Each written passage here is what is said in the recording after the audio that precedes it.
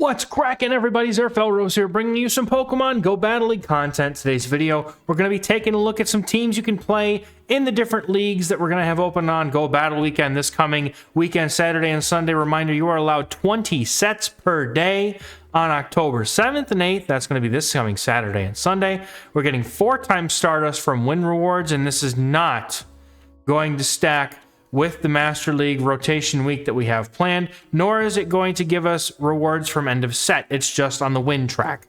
So we get 20 sets per day starting at midnight on Saturday morning up until Sunday at 11:59 p.m. There's going to be some research, and there's going to be a paid ticket, which will give you Rare XL, Candy, Stardust, and a Star Piece. Now, the 3 main leagues are going to be available. And here's the big one, folks. The reward changes that we're going to get for the Go Battle Weekend, you're going to get guaranteed Rare XL Candy on the premium track. So if you're like me and you've got some green passes to burn, might as well use them, right? However, if you're under level 30, you only get a regular rare, or you only get a regular rare candy. So Rare XL for anyone 31 and above, they're basically those trainers who can get XL candy.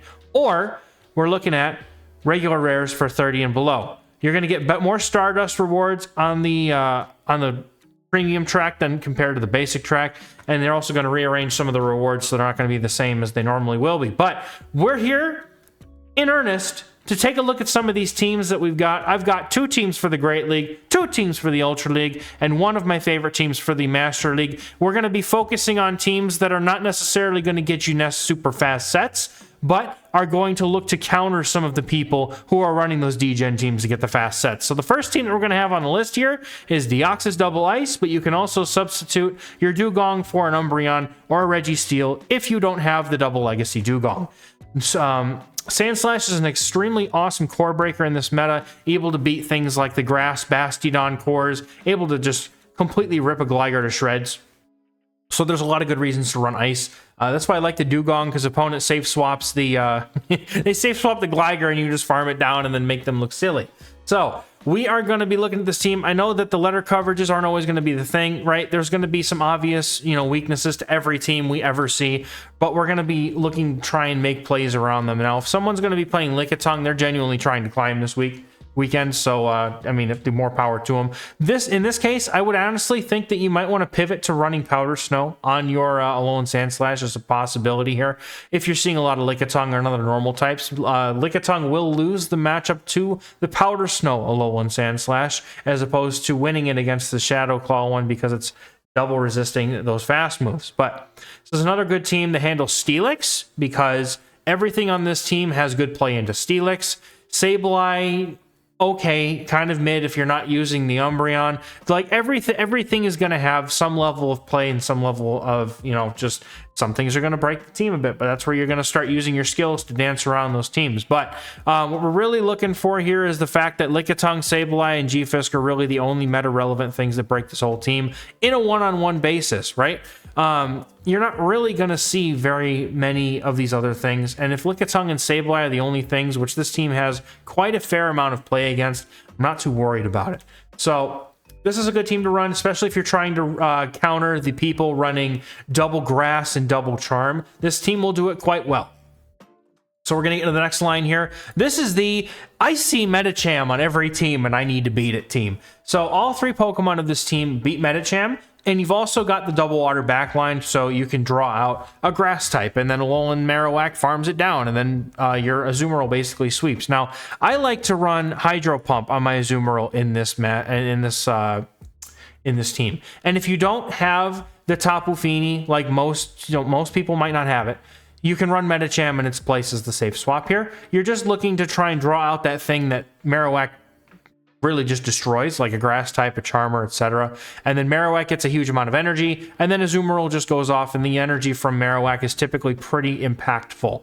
So yes, there's going to be things like Lickitung that are pretty handy against this whole team, and then we've got things like Pelipper, Mantine. Lantern is a big one, so I understand that not everybody likes being triple weak to Lantern, especially because it got nerfed this season, right? But this is still a strong team that you can run, and I have played around some lanterns with this team. It's definitely doable.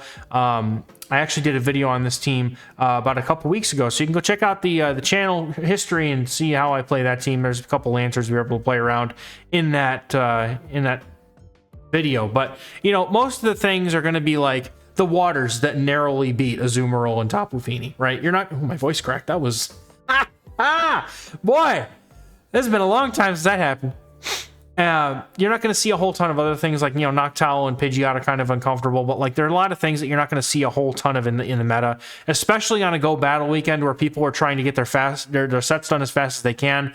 This could be a good opportunity to leverage yourself into that team. Another team that you could try, if you want to, is you could just like the Basti, Medicham, Victory Bell line if you really want to try that team. I mean, it's a good team. I know a couple people who run it to Legend like every season, so it's still a good team, but it's up to you if you want to go down that route or not. But let's move into the Ultra League teams that I've got here, starting off with this one that I've seen on a few YouTubers and or in the Ultra League in general. I have seen this team a few times. It's going to be Dragonite, Tapu Fini, Golisopod. Golisopod being one of the safest swaps in the entire Ultra League right now. Very, very strong Pokemon, able to flip a lot of situations with the Liquidation, and then having X-Scissor or Aerial Ace, depending on how many Virizions you see. But considering that you've got the Charizard, Dragonite, either or, you can interchange one or the other, whichever one you prefer. Shadows are actually pretty good on both, so if you have Shadows, you can opt for those.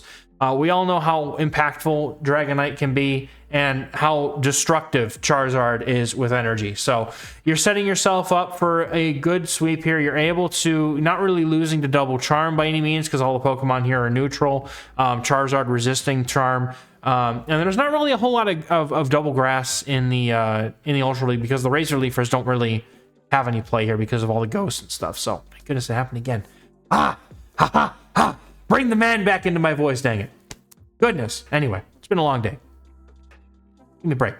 So Registeel does not play nice into this team, so that's why it can be an opportunity for you to play out the multi-shield situation in that matchup. Pidgeot, on paper, it beats everything. It's a sim hero, so don't worry about it. Tapu Fini on the lead would be kind of awkward, but you're basically looking to pivot into Golisopod into any water or ice leads in order to try and leverage an advantage there somewhere on either maybe Tapu Fini or get a ton of energy on a farm down or something. Golisopod's just really strong, makes this team work really well together. And if you don't have the Tapu Fini, which at this point, with as many times as we've had it, if you really wanted one, you would have had one by now. But if you don't have one, you could possibly run something in its place like Swampert. Okay, so when you see that like Registeel is on top, and then you see things like Pidgeot, Heliolisk, Lantern, like, you know you're good, right? Because you're not going to see as many of those. Not many people run an XL Lantern. Tentacruel, okay, maybe a few, but one or two you're going to see like all weekend. It's not going to be too bad. And everything else is like Electrics, right? Electric would be really awkward for this team if you're not running Dragonite, so just keep that in mind as you play. Again, Ampharos and Heliolisk are really the only Electrics you're probably going to see in the Ultra League. And speaking of, we've got the last team for the Ultra League. We've still got one more. Hang on to your seatbelts and don't click the X yet. We've got Virizion, Heliolisk, and Ampharos. I tried to find some like alternatives for the Electrics, but really, those are the only two Electrics that have a good amount of play into Giratina Altered, or Giratina in general, because of Heliolisk's normal typing and the Breaking Swipe, and then you got Ampharos. Now, typically, I would probably, if I could prefer to, run Shadow Ampharos with Focus Blast, so if you draw out a Steelix, you have a chance to clap its face off the planet itself. And then hopefully you clear the way for the Heliolisk, which this team is super strong. I'm going to be honest, like, these electric types are very strong. Obviously, this is a very RPS-y sort of team, but if you're trying to look to get all your sets done and you know when you need a top left because you've been RPS'd, this is not a bad team to do it with. There's no XLs on this team or the team before, so these are XL-friendly teams, no craziness, no super bulky teams. You're just kind of looking to play, you know, to the team comps and get your games over with if that's the case. Team has some pretty good coverage, Gliscor being the top issue here, and everything after that is a fairly rare occurrence. So Weezing might be the next top thing you see. Hitmontop, Buzzwole, and Nidoqueen. I'm not seeing any Sneaslers because I don't even think you can bring Sneasler because it's banned right now because of the weird Shadow Raid thing that they screwed up on a while ago.